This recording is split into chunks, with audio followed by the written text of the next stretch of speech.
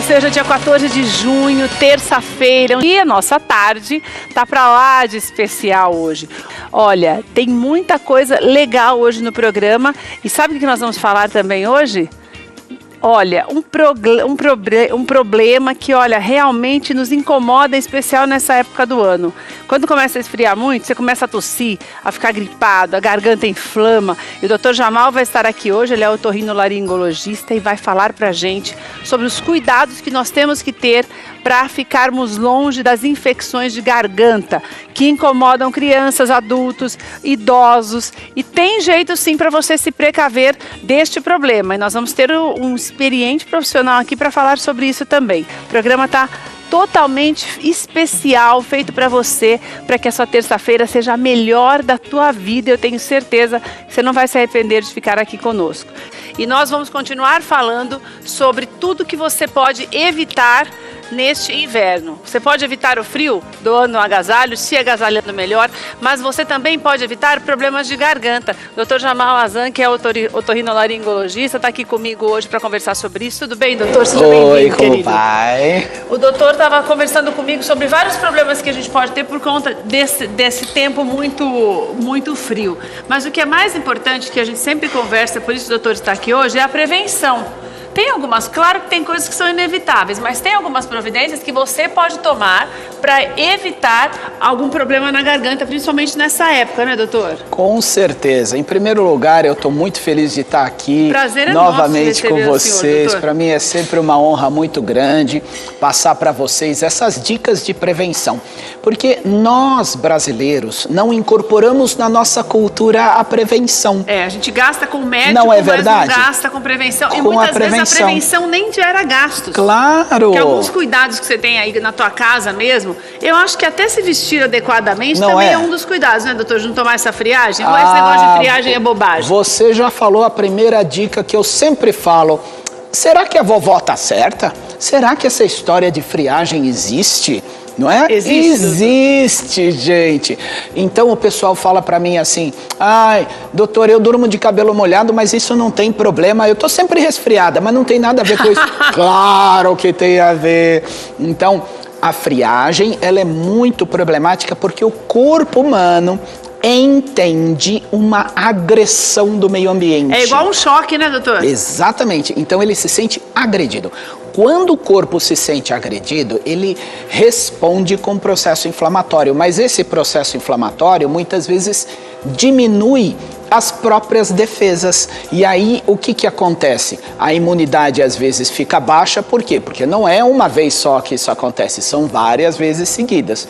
E aí a pessoa fica mais sensível e mais suscetível a ter infecções virais, bacterianas. Doutor, o que é essa friagem? Por exemplo, eu levanto cedo, isso, a temperatura já é baixíssima. Isso. Tô quente debaixo das cobertas. Exatamente. Levanto e vou pra academia. Exato. Ponho uma blusa, tudo bem, porque não tem como. Você tem que pôr uma blusa, põe uma touca, pode pôr. Pode, proteja melhor a região da garganta ou não é necessário? É importante também, sem dúvida nenhuma. E aí eu já vou dar uma outra dica que as pessoas fazem errado às vezes. Que as pessoas, às vezes, com dor de garganta, colocam essas compressas de álcool, essas coisas. Cuidado, não é nada disso não. É só se proteger com um paninho mesmo, né? Ah, não adianta fazer nada disso? Não, muito pelo contrário. Às vezes o cheiro do álcool até piora a situação respiratória. E aquele negócio que eles mandam tomar, aquele chá, não fica Fapurub mesmo, aquelas coisas, é tudo paliativo, é bobagem? É só paliativo. Muitas vezes a pessoa acaba, inclusive, aliviando mesmo o sintoma, mas deixando o problema. E aí o que acontece? Piora tudo. Infecção mesmo. Nós vamos orientar vocês para tomarem muito cuidado. Isso é uma visão da garganta, na qual essas amígdalas, que são essas duas bolinhas que estão do lado, são muito grandes e elas estão cheias de pus. Essa imagem, é pus, doutor? Esse branco é pus. Essa imagem sugere uma infecção bacteriana, isso chama-se amidalite. É uma infecção que pode chegar a ser muito grave, porque às vezes, especialmente criança, pode ter febre e às vezes a febre é muito alta e cuidado, às vezes febre alta pode dar convulsão febril. Mas adulto também tem, doutor? Também tem, mas as crianças têm muito mais por causa da adaptação da imunidade da criança. E por que a gente chega nesse ponto, a garganta? Por que inflama? Por causa da friagem? Às vezes, neste caso que foi mostrado e neste aqui também, as amígdalas já são muito grandes. Elas têm uma estrutura que não funciona muito bem. Mas soma-se a essa alteração morfológica, estrutural, com a falta de cuidado mesmo, né? Porque é como a gente estava falando, você vai para a academia, você se protege, mas e na hora de sair? É isso que eu ia falar, porque na hora de sair eu acho que é o pior, porque além do calor de estar num ambiente fechado, você ainda está com o corpo muito quente. Isso. Põe uma blusica de nada e sai. Isso daí já é um veneno, né, É doutor? um veneno. Então, mesmo a pessoa estando com o corpo quente, é claro que ela tem que se proteger, porque a transição para o frio, ela tem que ser paulatina, tem que ser aos poucos. Aí o corpo vai se adaptando à nova temperatura. E outra coisa também, chegou em casa, tira a roupa, não é? Tira tudo. Não, devagar, porque muitas vezes também o próprio choque térmico, agora as casas estão muito geladas. Muito. Nessa não época pode tirar tudo de uma vez, né? Doutor, e o pezão no chão? Pezão no chão, mesma coisa. Que história é essa? Porque a pessoa muitas vezes tem o mesmo choque térmico, existe um reflexo. Sabe o que ele faz? Pé gelado entope nariz.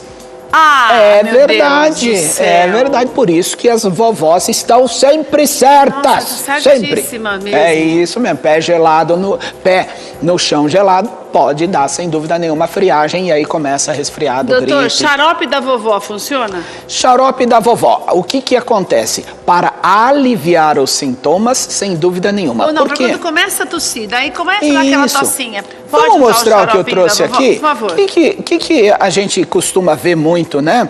Então, o xarope da vovó, para aliviar. Então, se o sintoma persistir, passar de 2 dias, a gente mostra aqui. Aí a gente pega mel, não é? A gente pega bala de gengibre. Ai, bala de gengibre é tão gostoso. Não é?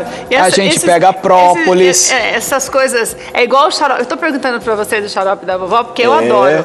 A minha mãe arrumou uma loja lá dessas coisas naturais e é tão docinho, é uma delícia. É uma delícia. É a desculpa perfeita para prevenção. Mas nós vamos conversar aqui qual é a forma correta de trabalhar esses xaropes e tudo que está aqui. As pastilhas também. Então é assim, gente. Em primeiro lugar, qualquer tipo de sugestão de doença mais grave, como febre muito alta, acima de 38,5. Vou até interromper o doutor. Nós estamos falando de uma tossezinha, dessa coisa da friagem no começo. Então, você toma uma friagemzinha, você dá uma tossidinha, nada de tosse com catarro. Aquela coisinha que sabe quando você sente que o corpo vai ficar meio molinho? Daí, isso daqui é só para isso. Se você passou 3, 4 dias e nada aconteceu, é médico. Exatamente. Não então, é automedicação, não. Tudo que está aqui é importante para um paliativo. Quer dizer, a pessoa... Para dar uma aliviada, né? Sim, porque muitas vezes o descanso, o repouso, a proteção contra a friagem, a boa alimentação, isso, tomar muita água, hidratar o seu corpo, junto com o alívio, resolve. Agora, sempre não melhorou, aí procura o médico. Mas eu queria falar uma coisa muito importante para vocês que estão nos vendo em casa sobre isso aqui, ó. Dizem que não é bom, né, doutor? Então, vamos ler aqui o que tem nos componentes desse aqui? Vamos, doutor. Aí todo mundo fala assim, própolis é legal, né? Própolis é legal. Vamos ler aqui? Pode. Própolis, álcool. Peraí, eu vou ler de novo. Álcool? Peraí, eu vou ler de novo. Não, lê você aqui pra mim, olha. Deixa eu ler. Não, lê porque eu tô lendo, vocês vão falar que é o doutor Jamal que tá lendo, né? Doutor, O que tá escrito vai ficando aí? velho é fogo, né? Não é? Daí a letrinha O braço vai ficando aqui, curto. ó. Mas você tá longe. Tá chegando lá que tá não longe. tá enxergando. Doutor, você fez passar vergonha agora, hein, ó. Então tá Própolis, álcool neutro. Aí, o que é isso? Álcool neutro, grau alimentício e água purificada. A única coisa boa é a água. Então. Gente, então cuidado porque as soluções de própolis, elas têm álcool. Então, se você quiser usar própolis, é uma opção. A ciência e a medicina não comprova que própolis gera nenhum benefício. Se você quiser, não tem problema. Mas procure soluções sem álcool, porque o álcool ele vai, sem Acho que dúvida nem tem nenhuma. sem álcool esses assim, né, doutor? Recentemente eu estive em alguns lugares que eu consegui achar, não é muito fácil de achar mesmo, a maioria tem álcool. Agora, imagina a criança, né? Abre a boquinha, filhinho, toma um pouquinho de pinga aqui. Oh, pelo amor de Deus, gente, cuidado, álcool. Mas é esse álcool? Álcool, bom, De alcoólico? Veja bem. Eu tenho que proteger. Como é que esse negócio é autorizado, né, doutor? Tem umas coisas muito loucas nesse país, bom, mas né? tinha xaropes antigos, lembra que tinham álcool também, que saiu de linha, que mudaram a forma.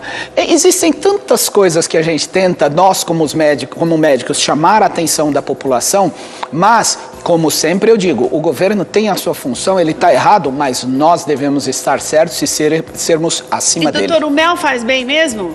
A mesma coisa, comprovação científica para falar que existem trabalhos unânimes no mundo, nós não temos. Se você se sentir bem, tá ótimo, não tem problema nenhum. Tudo isso resolve se não estiver doente, né, doutor? Claro, a doença... Se for uma coisinha de nada. Muitas vezes você pode estar mascarando uma doença mais grave. Então, é sempre assim, sem sinais de gravidade, pode até acontecer uma febrezinha baixa, um mal-estar leve, uma dorzinha de garganta, não tem problema. Mas se a tosse estiver muito intensa, com secreção, falta de ar, mal-estar, inapetência, não quer comer, em especial crianças pequenas e idosos, porque idosos não manifestam os sinais de gravidade como os adultos jovens. Ai, meu Deus. Então, um idoso pode ter pneumonia sem tosse. Ele pode ter pneumonia sem febre. E daí, qual é o sintoma? Como é que a gente fica sabendo? Como que a gente identifica, então? Ele fica caidão, quietão. Fica só baqueado, mas não tem nada. Não tem febre, não tem nada. Não, muitas vezes, especialmente o grande idoso, que nós chamamos de quarta idade, né? Acima dos 80 anos. Então, o que acontece? Essa pessoa fica lá quietinha, não quer comer, não quer conversar. Desconfie, porque muitas vezes pode ser uma infecção. E doutor, por exemplo, tem gente que tem infecção na garganta o tempo inteiro. Né? A gente percebe qualquer mudança climática ou qualquer friagem, porque a friagem também depende do tempo frio, né? Só de sair do banho quente, botar o pezão no chão, como você falou, já faz mal. Mas às vezes eu trabalho também, né? Ar-condicionado, sai na rua, também tem isso. E a pessoa que está sempre suscetível à dor de garganta, à inflamação, ela pode ter um problema mais grave? Existe uma saída para isso? Com certeza. Em primeiro lugar, detectar por que ela está tendo este problema. Primeiro, o diagnóstico. É uma faringite, é uma amidalite e se é viral, bacteriana, mas tem uma situação que nós conversamos aqui há pouco também, que acontece muito, gente. É aquela pessoa que fala assim, minha garganta está sempre irritada. O tempo todo está irritada. Tem uma bola na minha garganta. Uma bola, parece que eu estou engolindo, mas eu não consigo engolir, é um negócio estranho. Doutor, isso faz tempo. Muitas vezes é um problema de refluxo ácido do estômago, que sobe o ácido na garganta, irrita a garganta e a garganta fica mais sensível às inflamações. Mas é alguma coisa que a pessoa come que faz mal? Então é um conjunto, às vezes é a qualidade da alimentação, às vezes são os hábitos alimentares da vida cotidiana, correria, trabalha, sai cedo, depois vai para a faculdade, aí chega em casa, janta, dorme. Então tem muitos hábitos que são incorretos, não é? O que o senhor trouxe aqui, doutor, para eu entender? Essa imagem aqui, eu trouxe para mostrar na garganta, que muita gente também vem e fala assim, doutor, eu tô com dor de garganta por causa do meu problema de tireoide. Então eu trouxe eu trouxe para mostrar para vocês que a tireoide não dá dor de garganta, mas ela está no pescoço, mas ela não dá a dor de garganta. Então tem gente que fala que está com problema nas amígdalas. Exatamente, muitas vezes, às vezes não é, às vezes é, então, a faringe. Essa imagem que nós estamos vendo, ela é muito boa, porque aqui na região de trás, que esse vermelhinho mais escuro é o esôfago. Então essa imagem mostra como o esôfago pode lesar o ácido através do esôfago, pode lesar as cordas vocais. Aqui, esôfago, você Isso, fica atrás. Então quando a gente engole uma comida, nós temos a boca. A boca, ela se divide, como se fosse um Y de ponta cabeça. Para frente vai a via respiratória, para trás vai a via digestiva. Mas essa via digestiva, se voltar o ácido, ele vai molhar a garganta. que é o refluxo. Então, a proximidade do esôfago com a via respiratória é muito grande. E como é que a pessoa faz para saber se o problema dela é do esôfago, do estômago ou da garganta? Só o médico. Keila, você tem que fazer pergunta fácil, essa pergunta é difícil. O problema é que a pessoa muitas vezes, ela não vai saber, porque metade, no mínimo, das pessoas que têm refluxo comprovado não sente nada no estômago, não tem azia, não tem nada. Então, qual é o alerta à população? Dores de garganta leves, constantes, ardores, sensação de que tem uma coisa parada na garganta, sensação que tem uma bola na garganta, tossezinha seca que não passa. E aquele negócio que eu te falei de ficar, parece que a pessoa está soltando ar toda hora, não é arroto, fica soltando ar. E isso também pode ser sinal de refluxo. Outra coisa também, a pessoa fica rouca de repente, perde a voz do nada, não está resfriada, não está com febre. Isso pode ser refluxo, então? Pode ser refluxo, então. Tem cura isso, doutor? Ah, sem dúvida nenhuma. O refluxo, ele tem um tratamento, é necessário fazer o diagnóstico, mas tudo parte do diagnóstico. Eu sempre falo que diagnóstico é o GPS, é o caminho que você vai seguir para chegar. Não, doutor, tudo parte de ir ao médico, né? Sem dúvida nenhuma. Porque senão fica tomando remédio a vida inteira. Você fica tomando remédio a vida inteira. Isso e, na mesmo. verdade, está tomando remédio até pro problema errado. Você pensa que tem um problema, assim, constante na garganta e não tem nada a ver com a tua garganta. Tem a ver com o estômago. Nenhuma. Olha, gente, como eu sempre defendo... médico, né? Você sempre defende médico. Porque o médico, ele é amigo, gente. O médico não é contra a população.